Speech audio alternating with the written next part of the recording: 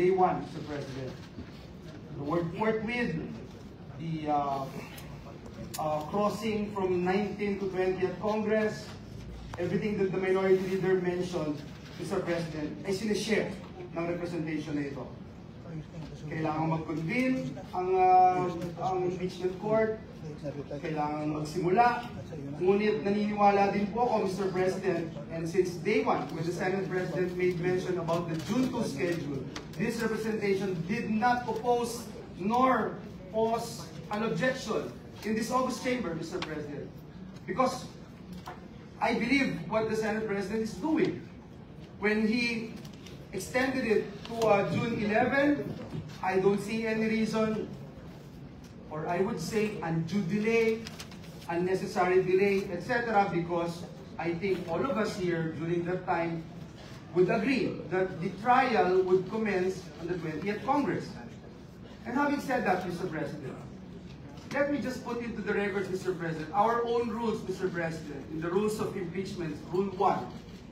The Senate President must actually issue a notice, Mr. President, to the House of Representatives. That's the reason why he wrote a letter in June 2 and then June 11, Mr. President. If I heard it right, Mr. President, and that's why I wanted to be clarified in this particular issue, if I heard it right, the Minority Leader's motion is for us to stop legislative work and start taking the oath of the Senate President as the presiding officer of the impeachment court and the senator judges. It would also mean, Mr. President, that we assume that the impeachment proceeding, the articles of impeachment had already been referred, Mr. President, because we have not. And so let me just put that on record, Mr. President. And again, I thank the Minority Leader and again share his views about the immediate convening of our impeachment court. And I don't see any reason, Mr. President, why we should convene now than on Wednesday, Mr. President, which is 2 days from now.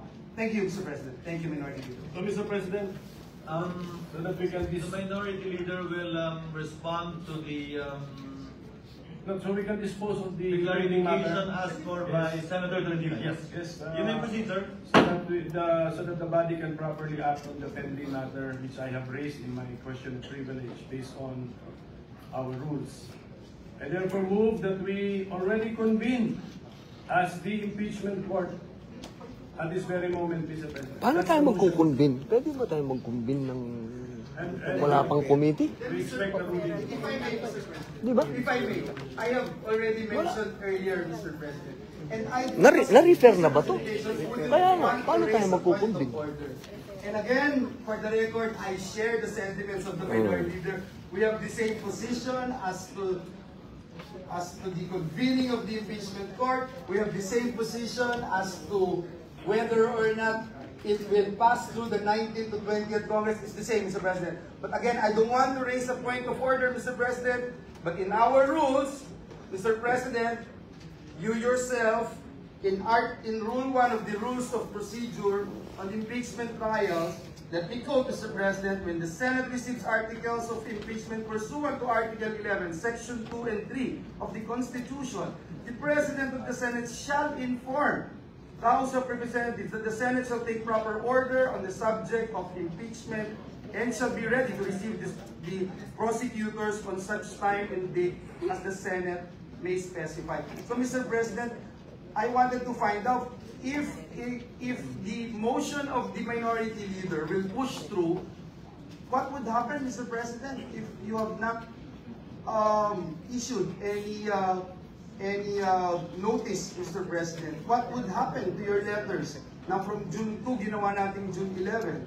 Does it also mean, Mr. President, na baliwala na po ito? So, that is just a procedural question, Mr. President. And again, let me put again on the record that I have the same position as the Minority Leader, that if we can convene as much as possible, Mr. President, the impeachment court, I would go for it, Mr. President. Thank you. Mr. President, Before Senator De La Rosa, the Honorable there is no basis to raise a point of order because no provision or section of our rules has been violated.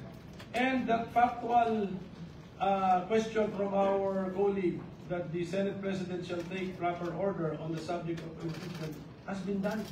There is a letter from the Senate President to the House dated May 19, 2025. Which will be on June 11, Your Honor. No, hindi na po ito. Ang ibig sabihin lang po nito, itong ating Rule 1 ng ating Rules on Procedure on Impeachment Trials.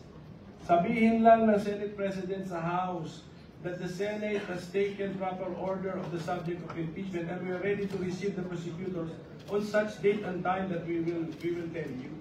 So yun na po yun. So I think this has been satisfied by the does the Secretariat confirm the May 19, 2025 communication from the Senate President to the House of Representatives? Tama po ba? Yeah. But at the same time, na-refer na ba yung ano? Wala pa.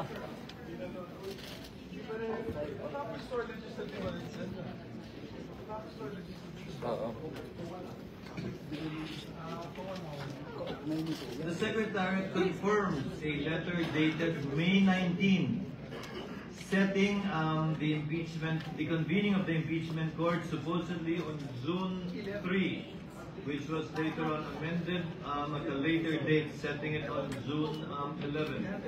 Before recognizing the Honorable De La Rosa, Chair would like to make a record that as stated in the February 24, 2025 letter of the Chair to all the members of the Senate, where we quoted all the relevant Supreme Court decisions and rules and the basis for the action of the Senate President and Chair, namely, citing precedents as well as the practice both in the past by the Senate of the Philippines and by the U.S. Senate, na nagsasabi, kailangan mabasa in open session ang articles of impeachment. This is clear from the practice in the United States where we lifted, as the gentleman previously stated, more than a majority of our rules, and this was also done in the impeachment complaint. The only impeachment complaint actually went through to the end. During the impeachment trial of Chief Justice Corona, the impeachment articles were read in plenary before it was referred to the impeachment court. However, it was done by the majority leader at that time. That was the first time it was done, not written in our rules too, but when the Secretariat checked precedents and practice in the United States, it was actually the House prosecutors that did it, or who usually does it in the United States. Hence, the notice given for the June 2nd, June 3rd reading by the House prosecutors of the articles of impeachment. Thereafter, that will now be referred to the impeachment court, which will give rise to the creation of the impeachment court, the oath of this representation as well as the members of the Senate, and the convening of the court to approve its rules and to set the calendar of the court, both either in this Congress or in the next Congress. For the record, as stated by Senator Villanueva, as I stated, both off the record, meaning in media interviews, that the Chair is of the belief that this will cross over to the 20th Congress, very much like the citations given by the Honorable Pimentel. Not only because presidents in the U.S. so state, we have our own precedents too with respect to the Senate Electoral Tribunal, where the questions pertain to a term spanning 6 years, which therefore crosses over to the next Congress, despite the fact that the members of the Supreme Court constituting the SEP and members of the Senate constituting the SEP have been changed in the course of the change of the new Congress. And finally, as a point, Chair also made known his position that as a general rule, as a general principle, the law frowns upon starting something and not finishing it. Tulad na lamang ng mga kaso na nabinbin sa korte, hindi porket nagpalit ng judge o nagpalit ng mga maestrado ng korte, automatic dismissed yung kaso. Magpapatuloy yung kaso hanggang yun ay matapos. Before recognizing Senator Pimentel, may I ask, what is the pressure of the Honorable De La Rosa, who was earlier raising his hand in the middle of the discussions? Mr. President, if I may, just very quick. With the permission Mr. President, of the with the Honorable permission De La of my Rosa, two colleagues. The Mr. Honorable President, Pimentel, the Honorable very Cayetano, short, Senator Mr. Villanueva is Very very short. short. Thank you very much, Mr. President. Very short lang, Mr. President. Again, I am in the same position of the minority leader, but I just wanted to make sure that we are doing the right thing, the right process, and that we are, because we are men of rules, Mr. President, we wanted to make sure that we are in the right position to do this. The reading and the referral of the articles of impeachment in session, Mr. President, was done during the impeachment of former President Estrada, November 14, 2000. During the impeachment of Ombudsman Gutierrez, it was also referred, Mr. President, in session, during the last day of session, March 23, 2011. In the impeachment of Chief Justice Corona, it was also referred, Mr. President. It's just that, that's why, Mr. President, I just have this belief that we should refer first, Mr. President, before we can make that motion. And I will join the gentleman from the minority, Mr. President. Thank you, Mr. President. Noted. Senator, what is the pleasure of the Honorable Cayetano?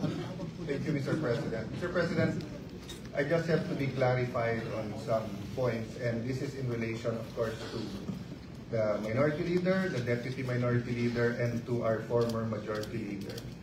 So, if I may proceed and just lay out the basis for my inquiry. First, gentleman may proceed. Well, first, let me start out by saying I pray for wisdom for all of us, and I ask everyone to continue to pray for wisdom for us. I also like to state before I say my inquiry, it's unfair to just blame the Senate President.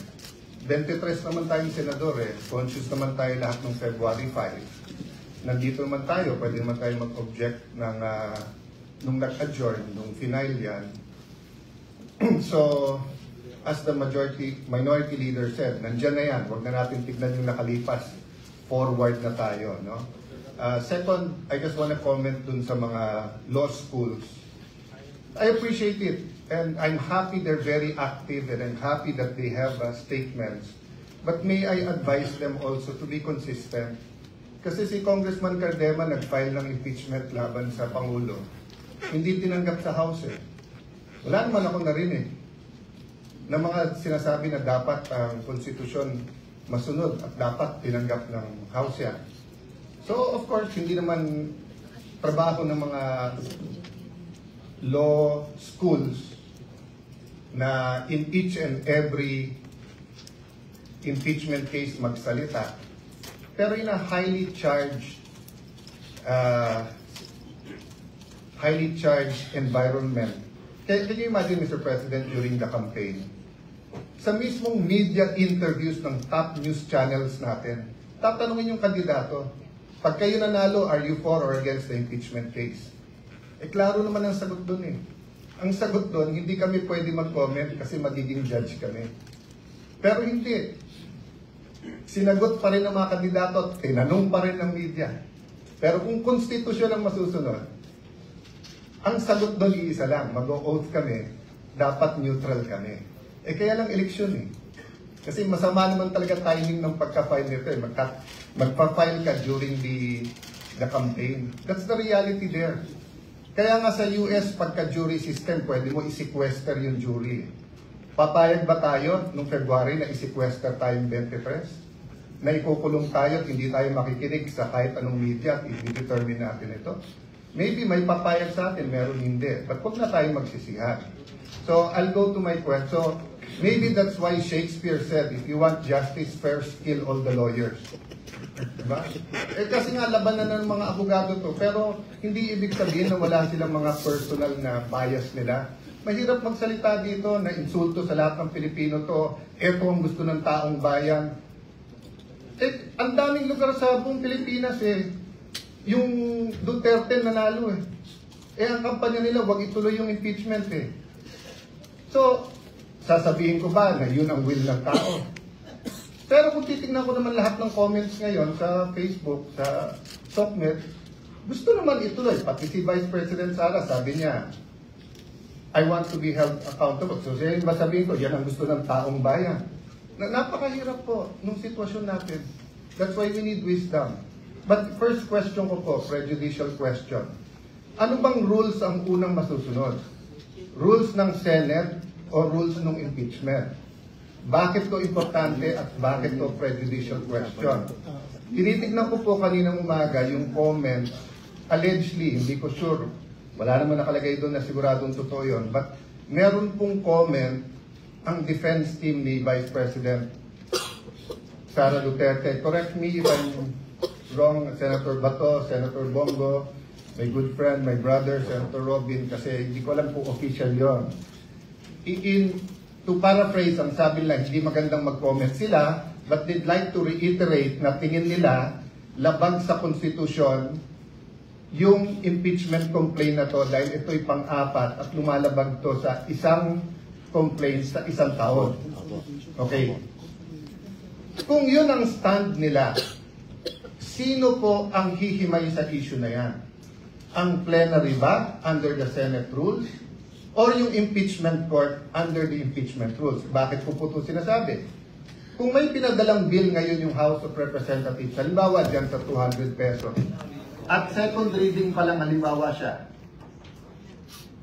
pag ni-refer natin sa Committee on Rules natin yan, magbabaycam na ba agad tayo o sasabihin natin, sandali lang, second reading pa lang sila, kailangan mo ng third reading pa lang. Ang sinasabi sa akin ni Senator Villanueva ngayon, pinadala lahat ng records except for the bill that they passed. So we cannot act on the 200 peso minimum wage, additional sa minimum wage. But that's my point, Mr. President. Sino po magde-decide? Tayo po ba as senators o tayo as senator judges?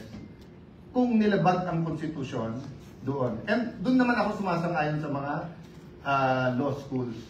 Let's proceed. Let's look at it. But yun nga ang question. Yung complaint ba is firm, legal, according to Constitution, or may constitutional infirmity? So, my last question is just a question of logic. Nag-move yung ating minority leader na to convene na as a impeachment court. Yung ating deputy, sabi niya, hindi na kailangan magbotohan. Eh, pag nag-move ka, may botohan. So, sino masusunod sa dalawa? Why do I say this? I'm saying it not because it's funny that one will move and then kailangang magbotohan and the other one will move na magbotohan. Eh, kung matalo botohan, eh, sabi niya, hindi kailangan botohan eh. I say this for a simple practical reality. When you say the Senate, it is composed of 24 or in this case 23 senators. So pag sinabi mong gumalaw ang Senado, ibig sabihin po either walang nag-object or may botohan at yung majority masusunod. I cannot say right now like Senator Villanueva that I'm 100% in agreement with Senator Coco and Senator Risa. I can tell you I'm in agreement with certain things they've said. For example, Mr. President, it's our constitutional duty, kailangan mag-proceed. We should have done it earlier. But again, I won't blame you, I won't blame them, I'll blame myself. I could have written you a letter. I could have said na February, mag-ano na tayo. But let me just explain that one point. Why didn't I write you a letter, Mr. President? Kasi pag Pangulo yung ini-impeach, every single day na nandyan, kung totoo ang allegation sa Presidente, we all suffer. The country suffers, our institution suffers, accountability suffers. Pero pag Vice President, especially ngayon, hindi naman siya binigyan ng ibang trabaho eh. Wala naman siya sa kabinete. Yes, I want accountability. Pero between today and Wednesday, I'd rather pass yung Konektadong Pinoy at saka yung e-government at lahat ng ibang bills na naka-pending dyan. So Mr. President, may I end by reiterating the question. Do we follow first the rules of the Senate or do we go into the impeachment court? Sino magde-decide nung allegations ng defense na na-violate ang Constitution sa one impeachment per year? The second is just to continue my observation, Mr. President. I agree with many here. Wala tayong choice, forward. But I disagree na sa Tagalog, agad-agad ang forward.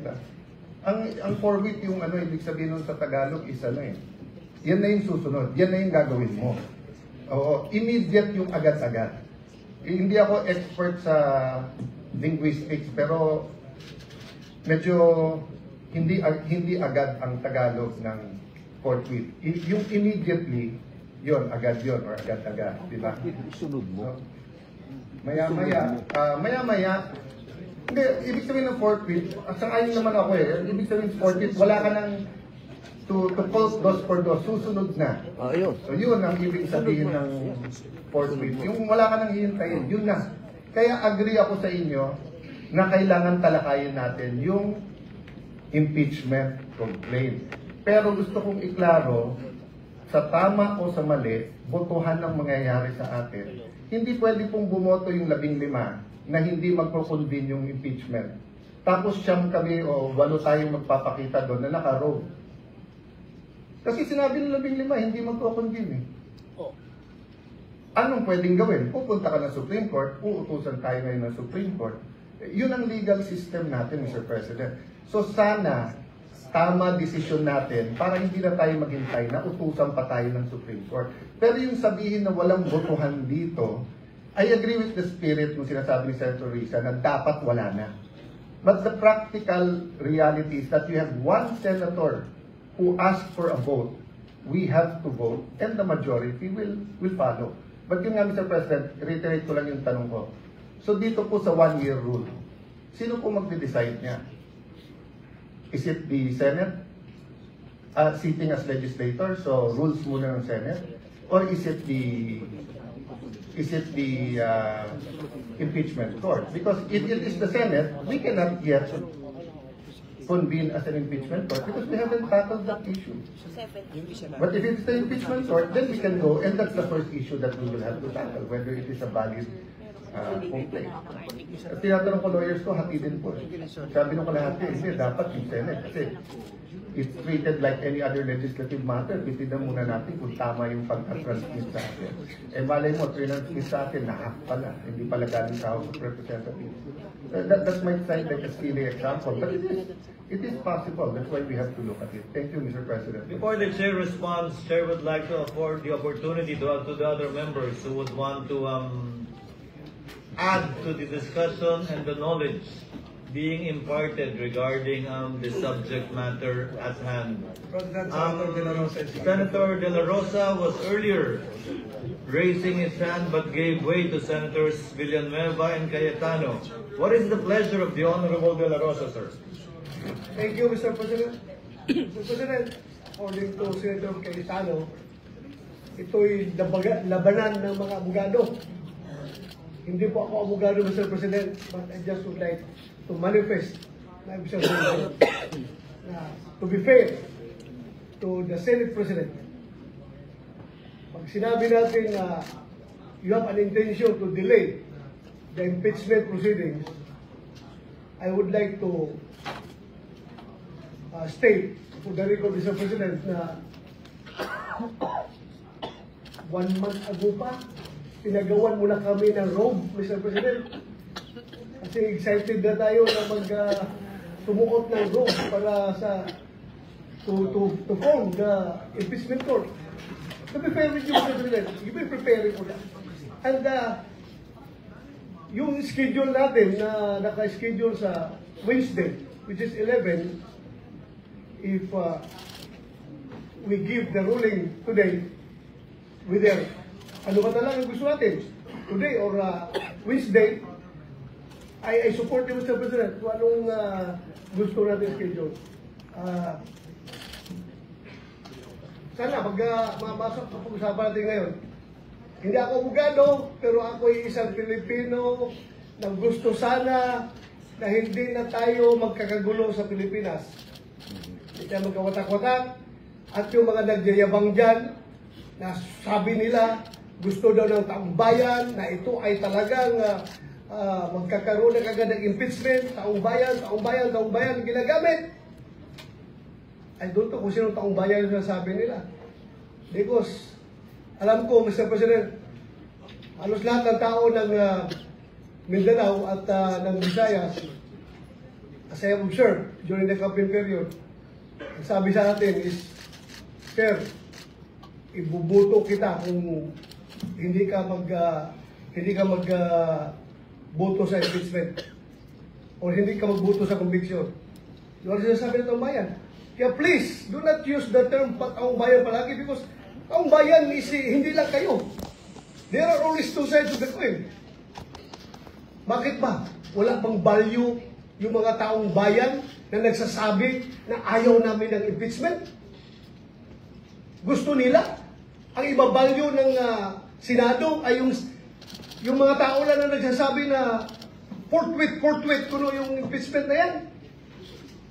Ano, kalimutan na natin yung ibang tao na majority na nagsasabi na ayaw namin ng impeachment dahil panggugulo lang yan sa ating bansa. Lalo tayong nagiging divided. Lalo nasisira ating ekonomiya. Mga investors umaalis na dahil ang gulo ng Pilipinas. So yun lang po, Mr. President. I am 101% supporting you. What's your stand, Mr. President? Thank you, Mr. President. Noted and entered into the records. Senator Ontiveros, our Deputy Minority Floor Leader, is recognized.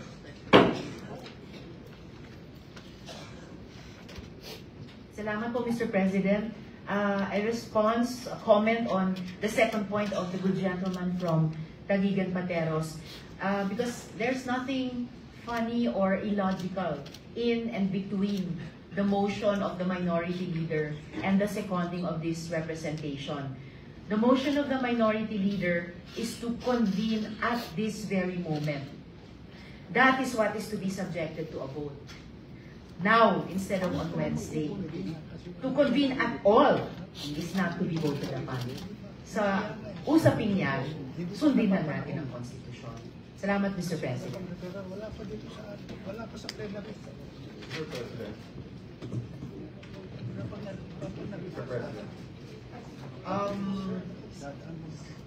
With the indulgence of Senator Pimentel, Chair recognizes Senator Cayetano, thereafter Senator Pimentel, thereafter Senator Padilla. Senator Cayetano, you may proceed. Mr. President, I don't want to further the division or the debate. And I wasn't making fun of it. Ang sinasabi ko po, the reality is may tama at mali, may moral, immoral, may legal at illegal. Hopefully, doon tayo parati sa tama. Hopefully, ang legal, yun din ang moral. Ang problema in a collegial body, Senate, House, Commission on Appointments, we move as one based sa pagboboto. So it's just showing the irony that if the minority leader was moving that we convene now, and the deputy minority leader was saying, you don't need a vote. But if you can vote whether it's now or Wednesday, then I can also argue, then I can also move na sa kana. If you can vote whether today or Wednesday, then you can also vote na next Monday or next Thursday. So that is the paradox we are in today. So whatever decision we make, sana may wisdom. Sana matupad ang konstitusyon, dapat matupad ang konstitusyon, dapat ang kalooban ng ating mga kababayan. But the reality is po, we will be acting as a body and the vote will matter. So yun lang po, and I don't have a debate. I respect what the majority and deputy minority leader has stated. You know, as I said, some of what they say I agree with, but we have to find it in our hearts that even if we disagree, we support the chamber. Senator Pimentel, thereafter Senator Padilla. Senator Pimentel, you may proceed. Just to respond to some of the points raised by Senator Joel Villanueva. Yung mahirap kung nasisingitan, Mr. President, nalilimutan natin yung topic. Mr. President, siguro i-inform ko lang yung body, no? Yung referral of an impeachment of the articles of impeachment to the Committee on Rules is not found in the rules of the Senate as a legislative body, and it's not found in the rules of the Senate as the impeachment court. So you cite past practice. Okay. But then, I don't think the Senate President will dispute my projection or my anticipation that he intended actually to introduce something new for this particular impeachment case. He will refer it, the plan of the Senate President is to refer the red, after the reading, the red articles of impeachment directly to the impeachment court. So ibig sabihin nun, talaga pwede tayong mag-introduce ng innovation because the past practice is not supported by the letters of our two sets of rules, Mr. President. So, ang aking point is, we can actually, so the motion, actually, do not fear this motion because this motion will only take up little of our time. Ang gusto kong mangyari, hindi tuloy-tuloy ang ating, if we need to do some preliminary matters before the trial action. The trial action meaning to say may witness a witness stand, mayroong direct examination, cross-examination, malayo pa yan, after pa yan pag-filing ng mga answer at saka ng reply. Pero ang aking point is, we can convene the impeachment court so that we can now take